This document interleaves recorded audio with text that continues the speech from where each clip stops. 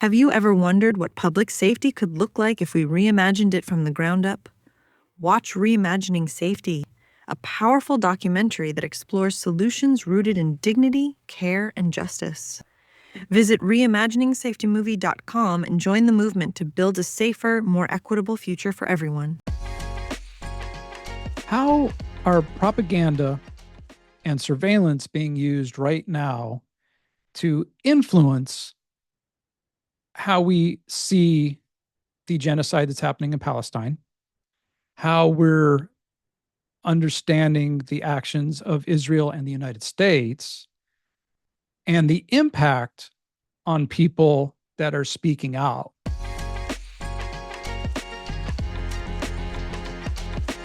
Hello, everyone, and welcome to Conversations for the People with Matthew Solomon. I'm Matthew Solomon, and I'm so excited to have Mea Dominguez on the show today. Mea runs Space Bunny News on Instagram and TikTok and regularly posts content revealing the propaganda that's being pushed, the negative stories, the negative claims about Hamas and what's been happening, the genocide that's been happening in Gaza and the West Bank.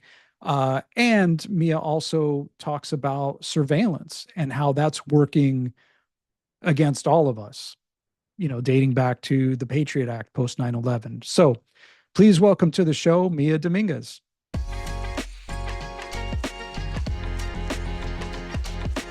All right, Mea, welcome to Conversations for the People. Thank you so much for being here.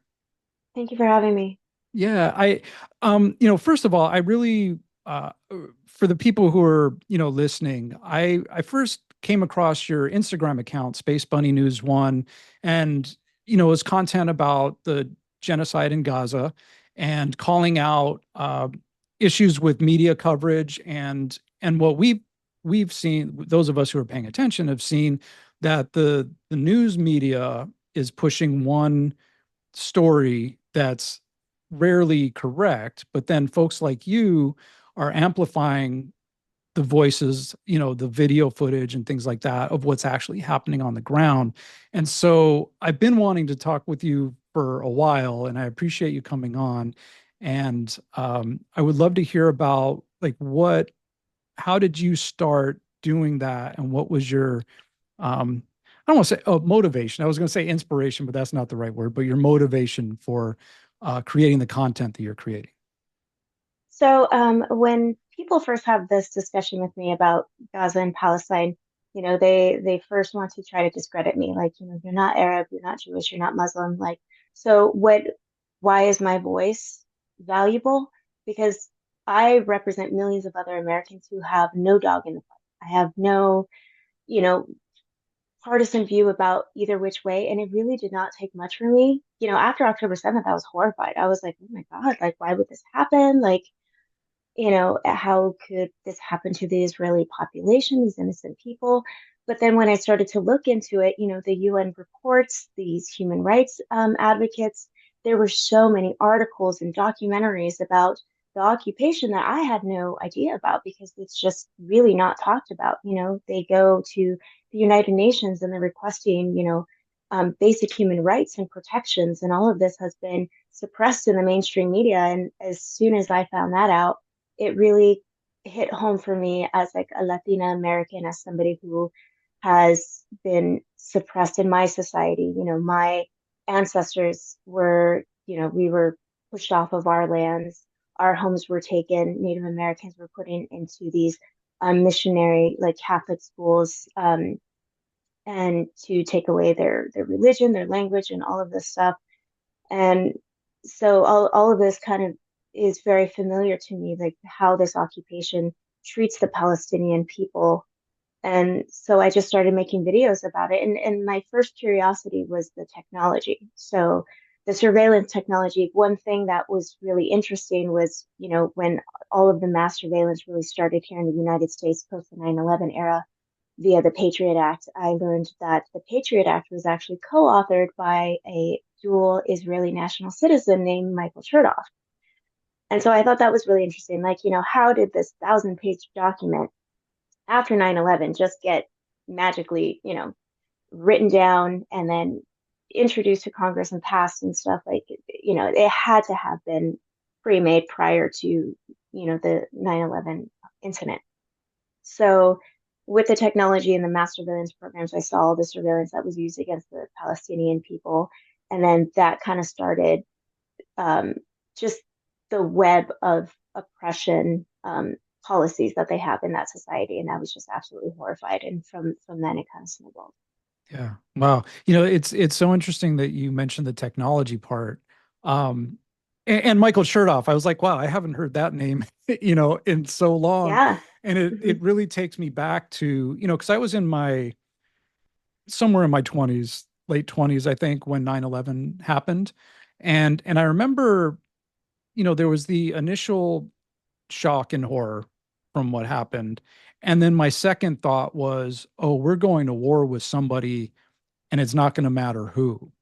And the realization of that, that hitting me, and then seeing that we went to war with Iraq, first of all, who had nothing to do with it.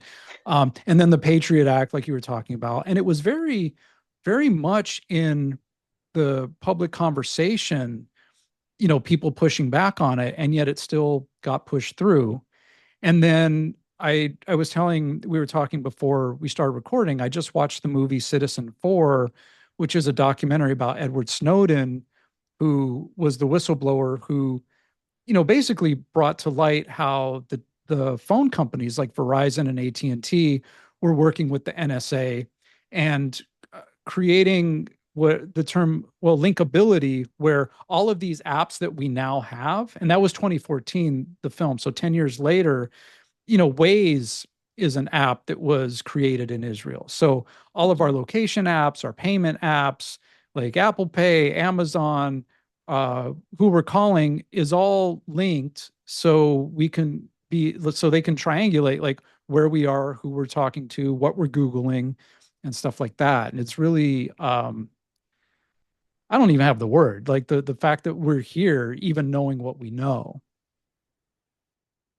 Yeah, and all of these major corporations, they essentially have national security letters where the government can go, and you can actually look up these national security letters. Like Twitter has them publicly, Google has them, where you can go and you can see where the government has requested information, not necessarily on specific people, but it will be in the thousands. It'll be like 15,000 in this quarter, and then like 30,000 in the next quarter. And they're just grabbing all this um, mega data from these corporations, and they're just willingly giving it to the government because it's per our legislation now. And so now via the Patriot Act and the USA Freedom Act, so there was some provisions in the Patriot Act that were sunset provisions. So over a certain amount of years, these provisions were set to expire. But the US government liked having all this information about American citizens. So they were like, well, how can we revamp this in a way that we're not going to get any public backlash, the way that it's legal enough that we can spy on Americans. So they created the USA Freedom Act. And so instead of putting, they call it personal identifiable information Hmm. with the information that they're grabbing, they'll grab just kind of metadata and they still store it in these fusion centers. So I believe there's about 80 fusion centers all across the United States that's just constantly collecting this data. And the Israeli government is highly associated with all of this creation of this technology. You with Michael Chertoff, you can't say that Israel had nothing to do with the mass surveillance in the United States because that was a co-author of the Patriot Act in the first place that caused this great change in our country. Yeah. Wow. And I'm curious because with the like one of the things with the way that the apps work and everything, for me it was like, okay, they're trying to figure out what's a target market, so I'm getting ads, like even having conversations with people, not even on my phone. I'll have a conversation and then an ad will pop up about what we're talking about. And so I've been aware of, like, I guess it's the capitalism, the marketing, like the merchandising part, but then that surveillance part also. I guess what do you think? They go hand in hand? Oh yeah, absolutely. I mean, these metadata centers, they make so much money. There's a lot of money to be created in information based on people in order to target, to sell to marketing companies, to sell to the US government. They sell it internationally. And, it's funny because the United States is the nosiest government all across the globe. But yet, they're saying, oh, TikTok, China's spying on American Right. citizens. But yet, we spy on everybody, via like our apps that we sell, across the globe. Um, and so having, they create these like terms and conditions that are so long and they purposefully make them complicated and extensive so that people don't want to read them. And so when you sign off on that little box, that terms and conditions, you are actually willingly giving up your right to have, access to your microphone, access to your camera, and all of this stuff. So there's a lot of things that we don't see, and there are very, few people who will come out and they'll actually read those terms and conditions and make videos about it. I personally, I probably should do that, but I don't. I know that I'm giving up my information, but I know willingly that I'm giving up my information. There's Yeah. millions around the world who have no idea that this is what they're giving up when they're signing up for these applications. Yeah, and it occurred to me when you were saying that, like every single app, even, like Netflix and all of that, like have those long terms of conditions. And, I was like, okay, if I opt out of all of that, I mean, I guess that's off the grid, right? Because then I literally can't watch movies or use my phone or interact on social media or any of those, order food or, things like that.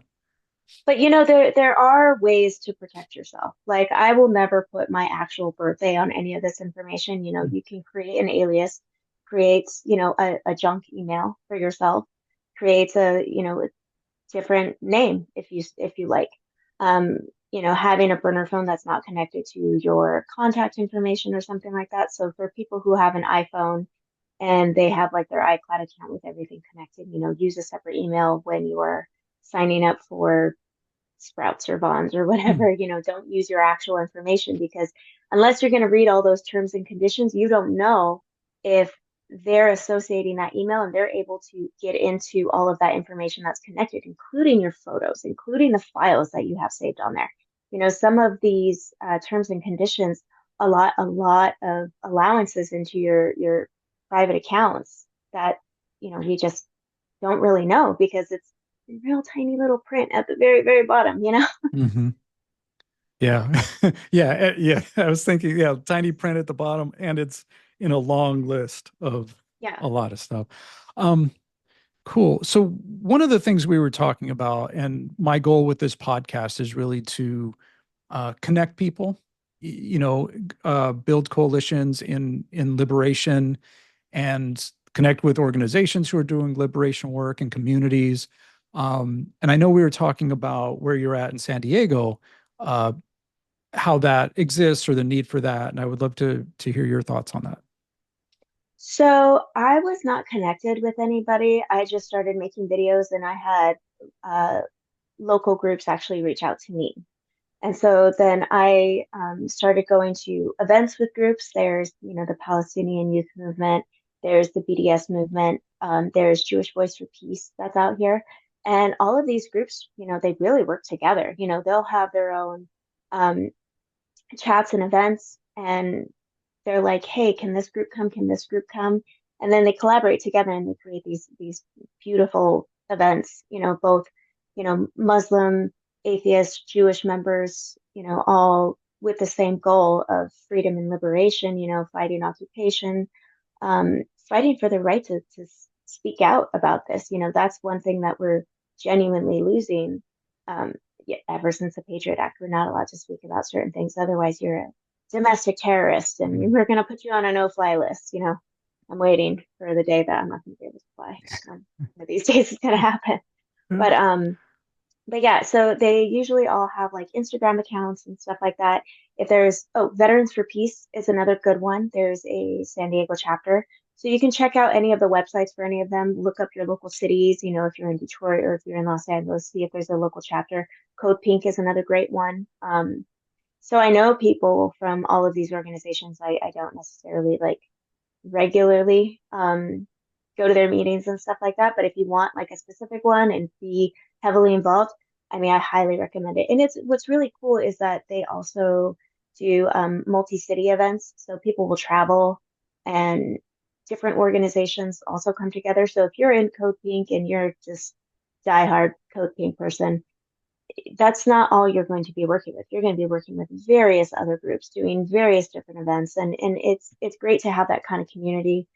And what I've noticed is that, yeah, because I kind of felt like an outsider for such a long time, people thought, either I think too deeply or I was just, God, you're so depressed about the economy all the time. And it's like, you're just living so blissfully. I can't. I just don't know. I just can't. But you find your community members who are really interested in those concerns about the world and about people. And so having like-minded people around you is really supportive, and it really prevents the government from being able to silence your voice because you have that support around you. Yeah, I think that's a really great point. Just, like Audre Lorde, without community, there's no liberation. Mhm. And one of the many things that's been infuriating post this election is seeing people posting the thing that like, oh, you shouldn't lose friendships over politics, or we should be able to get along now that this is done. And um, really uh, not understanding that politics is personal, that people are very heavily affected by the outcome of this election, like survival wise, you know, and that, and it really, I'm not saying all, but most of that sentiment seems to be coming from people who have supported Trump and his policies, and then try and minimize what his policies are or what he's said when we've all seen it. Like we've all heard it. I said to somebody, it's 2024. Like we've had 9 years of his rhetoric and his allegations and convictions and everything that's played out. And so like my friend and colleague Nikki Black is like, yeah, we're grown ass adults. Like we can be friends with whoever we want. And I think it's really important what you said. It's also about what's healthy for us and for our well-being.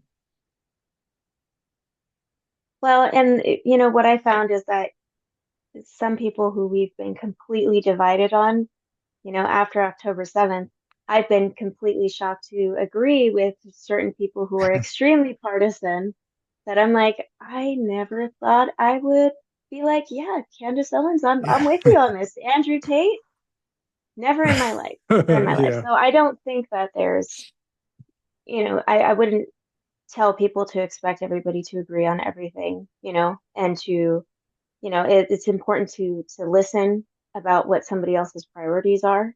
Right now, I mean, my priority would definitely be, the Israeli occupation and the genocide, because I think that that is tied to a lot of these issues.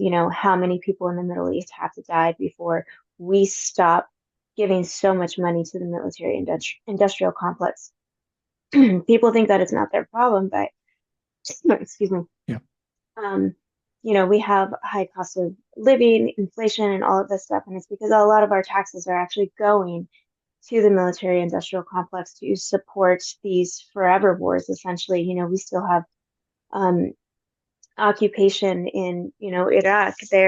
All of their oil revenues are still going to a bank in New York. Like, why is this happening? We just now pulled out of Afghanistan, and we did it in such a traumatic way to the local community that, now they're suffering all over again.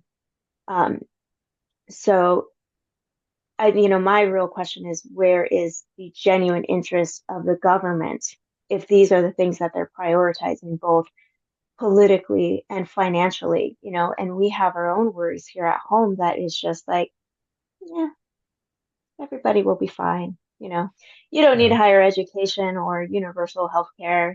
Hmm. Yeah, actually, Danielle Moody, who's a co-host of the New Abnormal podcast, was talking the other day about like, all of these CEOs and folks who are like, yeah, let's get rid of the Department of Education. Where are your educated, skilled folks going to come from if they're not educated?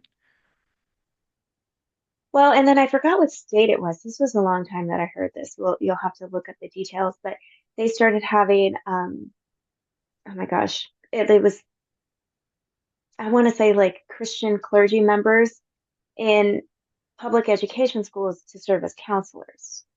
So Mm, instead of having mm, somebody with, an education background or degree, they're having religious people serve in these public schools, and then they're trying to break down, the Department of Education on top of that. So, people are less likely to be able to learn how to discern through the media. I think it's in Finland where they actually have classes for students on, propaganda. Like, how mm. can you tell something is propaganda? How can you tell something is not? And we don't have that type of education in our school system. Yeah. And our school system is already failing because, I think there's some main things that we don't allow in the K through 12 system, such as local law. I think that needs to be taught in K through 12. We don't teach finance in schools. If people are financially illiterate, it's easier to take advantage of the public. So, how much more can you break down a system that's already not doing so great? And it's just really just a slap in the face to the American public, in my opinion. Yeah. Yeah. Um, Before we get into this last part, I just wanted to give you the opportunity to share where can people find you? I know you're on multiple platforms. Yeah, so I'm on Space Bunny News One on Instagram, and then Space Bunny 452 on TikTok. I don't really have any other Yeah. platforms. I thought about expanding, but it's a lot of work. Yeah, a lot of notifications, like we were I talking. really admire you guys who do the podcast and manage all of this, film to edit. Yeah, you guys are admirable. Now that I've got into it, I'm like, oh man, this is not as easy as it seems. Yeah, and your videos are great because I don't know how to do the put myself in the background and all of that. So it's definitely an art. So Well, for anybody who wants to do it, I mean, unless TikTok gets pulled down, I usually use TikTok for my editing, and then I'll pull the video off of that, and then I can either re-edit in CapCut or I'll just throw it into Instagram or something like that. But I'll use TikTok for editing. Their yeah. features it's just really easy to use. I think that's why the government's so pissed. Yeah. Right. People are learning and they're able to use stuff really easily. How dare they? Yeah. Awesome. So I wanted to, in this last part, I know we were talking before, and this, you know, trigger warning, um, for the folks listening in about rape and sexual violence. And I know, uh, you were wanting to speak on how the media has covered, uh, what's been happening in Gaza and in regards to like the false stories about the mass rapes and everything. So I just wanted to give you the platform to be able to Yeah. share. I appreciate that. Yeah, let me pull that up. I just had that open. Um, so I think it was back in March. The United Nations had stated, hey, there's plausible cause for reason to believe that Hamas had committed rapes on October 7th. Fast forward, the United Nations actually had a commission report where they actually did do an investigation on this. Now, these are not my words. This is the United Nations speaking on this. Now, what they had said was that they were not able to confirm any rapes from October 7th. They did not say that there was no sexual violence necessarily, but they did say that they were not able to confirm rapes. Let me see. It is so if you look it up, if you're looking at Google, you want to go SGBV. So that's sexual gender-based violence, United Nations Palestine, and the name of the article is Report of the Independent International Commission of the Inquiry on the Occupied Palestinian Territory, including East Jerusalem and Israel. And this is talking about possible international crimes committed by all parties between October 7th and December 31st, 2023.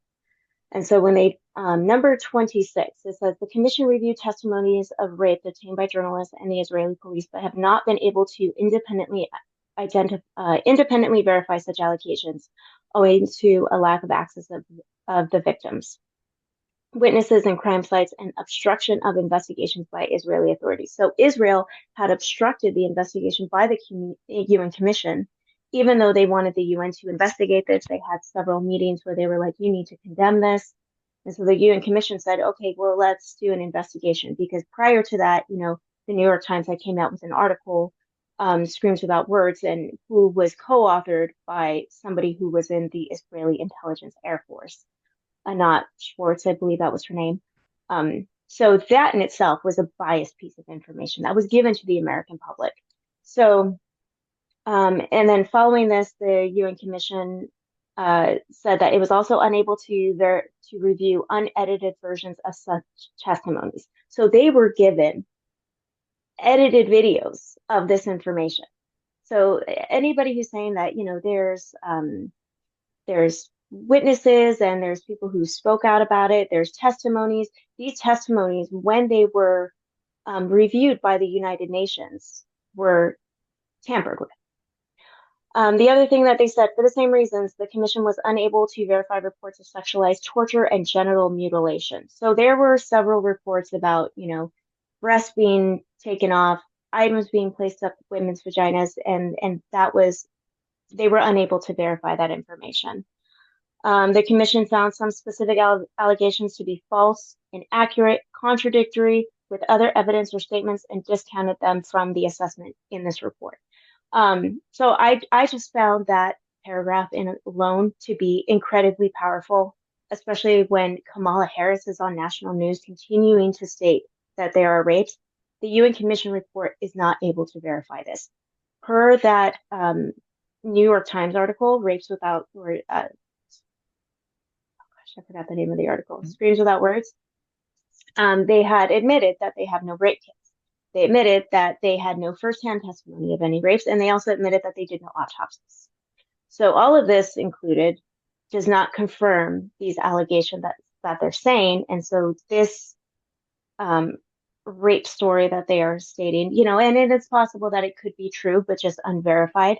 But it is used as a means to, politicize and justify the genocide in Gaza. They're using it as a means to manufacture consent, to dehumanize these people and to make the world see them as less than. So when they're committing all these atrocities, when thousands of children are dead, in the streets and people are watching videos on it, it'll give these people this kind of calmness, like, oh, they deserved it in some way, shape, or form. But in fact, they're suppressing the actual coverages that the United Nations is actually trying to do to find real evidence, because there is no real evidence for it. Yeah. And yet my understanding, or what I've observed also, is that there is credible evidence of the IDF committing rapes on male prisoners. Yes. And all of our press secretary could say was like, that's awful. We're looking into it. And that's, the consistent statement from the United States. We're looking into it. We're waiting Israel to investigate this. And, Israel is not going to, they're on the honor system at this point. And how can we have any faith that they're going to do any real investigations? There are several groups in Israel, investigative journalists that are not in support of the occupation, who try to speak out, and they get thrown into prison. They get, demonized and, by their government. So they are suppressed. So there are people in Israel who are trying to come out with real information, and they are struggling. They're genuinely in the thick of it. As an American citizen here trying to fight the occupation, this is one battle, but being an Israeli citizen trying to fight for the Palestinians, I deeply honor those people. They are fighting their own community, and I have so much respect for them. And I think that if there's any Israeli citizens that are pro-Palestinian on any social media platform, please go find them, please follow them, please support their work. There's the Standing Together movement that is amazing. There's a few other movements out there, but they definitely need our support, and they need more attention in the Western media, because they are the people on the ground that you really just can't, you can't try to twist their words and say what they're seeing is not true, like they do to the rest of us, because they are on the ground. They are actually Jewish Israeli people there. Yeah. It's as a anti-Zionist Jew who's born and raised in the United States, I get a lot of, oh, you don't know what it's like over there. You're a self-hating Jew. You need to go to the Middle East, and so like you're saying, like an Israeli Jewish person who's pro-Palestine, who's there on the ground, like former, well, like we were talking about Mark, who's not Jewish, who Mhm. we interviewed, like he moved to Israel to join the IDF and saw what it was like. And there are former, uh, people who like I was introduced to somebody who um, was born and raised in Israel. She was supposed to join the IDF and then she left because she didn't want to be a part of that and isn't really able. Well, it's not safe for her to speak out here for a Right. variety of reasons I don't want to get into right now. But yeah, there's a lot of that. And so the people on the ground, like you're saying, it's important to find and follow them. Right. And then, going back to this sexual torture of these Palestinian people, now we see lots of reports of these, former and current IDF soldiers, like, having drug abuse and alcohol problems and committing suicide and stuff like that. So, I mean, I can't imagine that there's not people in those detention facilities that are traumatized by what they see their colleagues doing. And if these people all commit suicide, we're just left with all the narcissists who actually enjoy Yeah. torturing people. And, I don't want to see that happen. Yeah. I don't thrive in any type of suicide event, as somebody who is a survivor of a suicide attempt, I have nothing but empathy for it, even though, I might get some backlash for it because um, there is a lot of no empathy for that situation, and that's not my stance on that whatsoever.